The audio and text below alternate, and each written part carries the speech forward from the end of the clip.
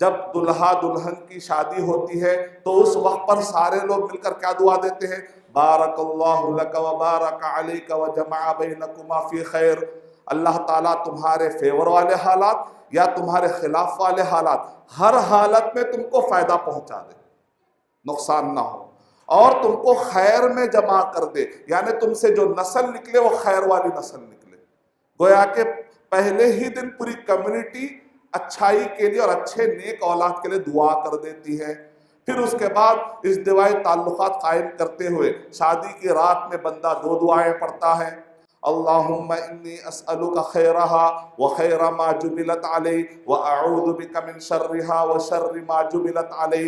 اے اللہ اس خاتون یا اس مرد میں جو بھی خیر ہو اے اللہ میں وہ مانگتا ہوں، جو شر ہو اے اللہ تعالیٰ اس شر سے میں نجات مانگتا ہوں. پھر اور ایک دعا کرتا ہے بندہ، اللہم جنبنا الشیطان وجنب الشیطان ما رزقتنا. اے اللہ سبحانہ و تعالیٰ تو ہم سب کو شیطان سے بچا، اور جو اولاد آنے والی ہے، ابھی بچہ پیدا نہیں ہوا، ابھی شادی کی رات ہے، لیکن یہ کہتا ہے کہ آنے والی اولاد کو بھی تو شیطان سے بچا. یعنی تربیت کتنا پہلے سے شروع ہو رہی ہے اسلام میں، آپ اندازہ لگا سکتے ہیں. پھر اس کے بعد اب لڑکا ہوتا نہیں ہے، اولاد سے مایوس ہو جاتے ہیں کئی لوگ، تو اس کے لیے بھی دعائیں ہم کو ملتی ہے. الاستشفاء بالقرآن، قرآن مجید کی آیتوں سے شفا لینا. ایسے کئی ماں باپ ہیں جو انتظار میں ہوتے ہیں کہ لڑکا نصیب ہو جائے، تو لڑکا جب نصیب نہیں ہو رہا ہو مایوس ہونے لگتے ہیں، تو ان کے لیے بھی دعائیں بتائی ہے علماء کرام نے. قرآن مجید کی آیتوں کو پڑھ کر شفا حاصل کر سکتے ہیں آپ.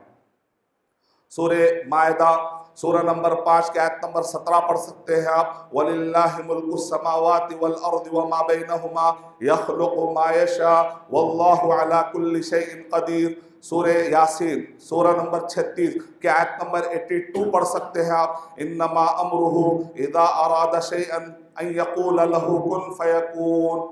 اب اس کے بعد حمل ٹھہر جاتا ہے. پھر اس کے بعد بعض جگہوں سے ہم کو یہ شکایتیں ملتی ہے کہ حمل گر جا رہا ہے، 1 نہیں 2 نہیں 3 نہیں. کیا قرآن مجید کی ایسی آیتیں ہیں کیا جس کو پڑھنے سے ہمیں شفا ملتی ہے اور حمل گرنے سے بچ جائے؟ اگر آپ کو معلوم رہے گا تو آپ کسی کو رہنمائی کر سکتے ہیں. تو اس کے لیے آپ ایک آیت دے سکتے ہیں، سورہ رات سورہ نمبر 13 کی آیت نمبر 8. اللہ یعلم ما تحمل كل انثى وما تغیض الارحام وما تزداد وكل شیء عنده بمقدار. اب پھر اور ایک مسئلہ آتا ہے کہ بچے حمل تو ٹھہر گیا ہے لیکن کمپلیکیشن بہت زیادہ ہے. بچے نے رگ اپنے گردن میں ڈال لی ہے، بچے کا گروتھ نہیں ہو رہا ہے، بچے کو کچھ نہ کچھ بیماری یا ماں کو کچھ تکلیف ہونے کا اندازہ ہے. تو ایسے وقت پر ہم کیا کریں مولانا؟ تو ایسے وقت کے لیے بھی ہم کو دعائیں سکھائی گئی کہ دوران حمل کن کن دعاؤں کا اہتمام کرنا چاہیے. سورہ مرسلات سورہ نمبر 77 کی آیت نمبر 21 22 اور 23 میں بتایا گیا. اس کو کہتے ہیں الاستشفاء بالقرآن، یعنی قرآن مجید کی آیتوں کو ریلیٹ کر کے شفا حاصل کرنا. الم نخلقکم من ماء مہین فجعلناه في قرار مکین الى قدر معلوم فقدرنا فنعم القادرون. اب یہاں پر بعض لوگوں کو خواہش ہوتی ہے، اے اللہ بچیاں ہو رہے ہیں ایک لڑکا دے دے. کیا اسلام میں جائز ہے کہ اسپیسیفکلی لڑکا مانگے؟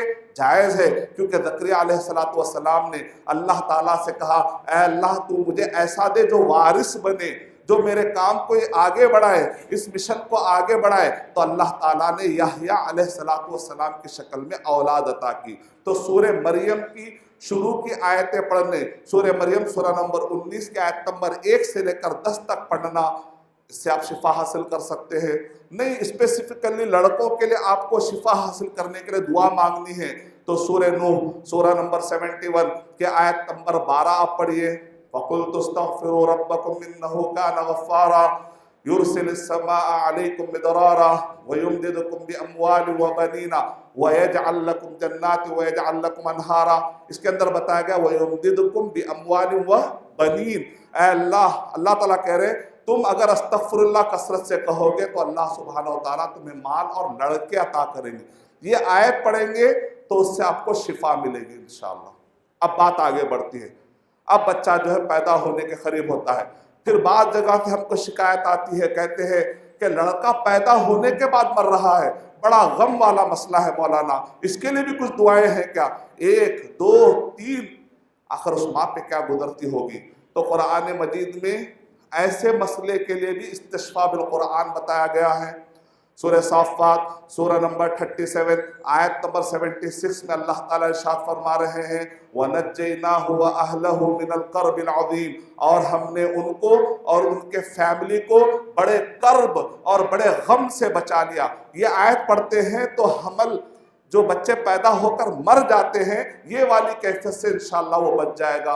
اب بچہ پیدا ہو گیا، بچہ پیدا ہونے کے بعد مولانا بچے کی صحت برابر نہیں ہے، بچہ آٹزم والا ہو رہا ہے، بچہ بول نہیں پا رہا ہے، بچے کا بولنے کا اس کا جو بیہیویئر ہے چھوٹے بچے کے ساتھ لگ رہا ہے، بچے کا مائنڈ ڈیولپ نہیں ہو رہا ہے، کیا اس کے لیے بھی دعا ہے کیا؟ سورہ آل عمران سورہ نمبر 3 آیت نمبر 37 میں اللہ تعالیٰ نے ارشاد فرمایا ربی ہب لی من لدنک ذریۃ طیبہ۔ یہ دعا پڑھ لیجیے آپ۔ مولانا بچہ جو ہے اب اچھا ہے لیکن آگے کی گروتھ نہیں ہو رہی ہے، بچہ لمبا نہیں ہو رہا ہے، کیا قرآن مجید میں اس کے لیے بھی شفا ہے کیا؟ سورہ آل عمران سورہ نمبر 3 آیت نمبر 37 وَأَنبَتَهَا نَبَاتًا حَسَنًا۔ اس سے پہلے اور ایک مرحلہ ہوتا ہے کہ بعض اوقات بچہ جو ہے آپریشن سے پیدا ہوتا ہے تو خیال ہوتا ہے کہ بچہ اگر نارمل ڈیلیوری ہو جائے تو بڑا اچھا ہوگا مولانا۔ کیا قرآن مجید میں استشفاء بالقرآن کے نام سے کیا کچھ ہمیں وظیفہ ملتا ہے؟ سورہ عبسہ سورہ نمبر 80 کی آیت نمبر 20 میں اللہ تعالیٰ ارشاد فرما رہے ہیں ثم السبیل یسرہ ثم السبیل یسرہ ثم السبیل یسرہ۔ یہ پڑھتے رہیں گے۔ ایسے کئی واقعات حیدرآباد کے اندر ہوئے ہیں کہ ڈاکٹر نے کہا کہ آپریشن لازم ہے، الحمدللہ اس آیت کی برکت سے نارمل ڈیلیوری نصیب ہوئی، الحمدللہ۔ قرآن مجید میں شفا ہے۔ پھر اس کے بعد بچہ آگے بڑھتا ہے، پھر اس کے بعد ماں باپ کی خواہش ہوتی ہے مولانا دعا کیجئے کہ میرا بچہ آنکھوں کی ٹھنڈک بنا رہے، تو پھر پڑھ لیجئے سورہ فرقان سورہ نمبر 25 آیت نمبر 74 میں اللہ تعالیٰ ارشاد فرما رہے ہیں ربنا ہب لنا من ازواجنا وذریاتنا قرۃ اعین واجعلنا للمتقین اماما، کہ اس کے اندر ایک کہا رہا ہے کہ اللہ ہمارے بچوں کو آنکھوں کی تو ٹھنڈک بنا دے، بچہ نیک بنا رہے۔ تو سورہ صافات سورہ نمبر 37 آیت نمبر 100 پڑھ لیجئے ربی حبلی من الصالحین، مولانا میرا بچہ نمازی بنا رہے۔ تو پھر پڑھ لیجئے سورہ ابراہیم سورہ نمبر 14 کی آیت نمبر 40 رب اجعلنی مقیم الصلاۃ ومن ذریتی ربنا وتقبل دعا، مولانا میرا بچہ الحاد میں، دہریت میں، مادہ پرستی میں، غلط عقیدے میں اور غلط فرقوں میں نہ چلا جائے۔ تو پھر پڑھ لیجئے سورہ ابراہیم سورہ نمبر 14 کی آیت نمبر 35 وَجُنُبْنِي وَبَنِيَّ أَن نَّعْبُدَ الْأَصْنَامَ۔ تو دعاؤں کا اہتمام، دعاؤں کا کثرت سے اہتمام کرنا ایک راستہ ہے جس کے ذریعے سے ہم اپنے بچوں کو آج کے میڈیا ٹیکنالوجی کے دور میں بچا سکتے ہیں۔ میرے اور آپ کے کتنے بھی ذہانت لڑا لینے سے گارنٹی نہیں ہے کہ بچے بچ پائیں گے۔ انشاءاللہ دعاؤں میں وہ طاقت ہے، دعاؤں میں وہ پاور ہے۔ یہ پہلا راستہ ہے۔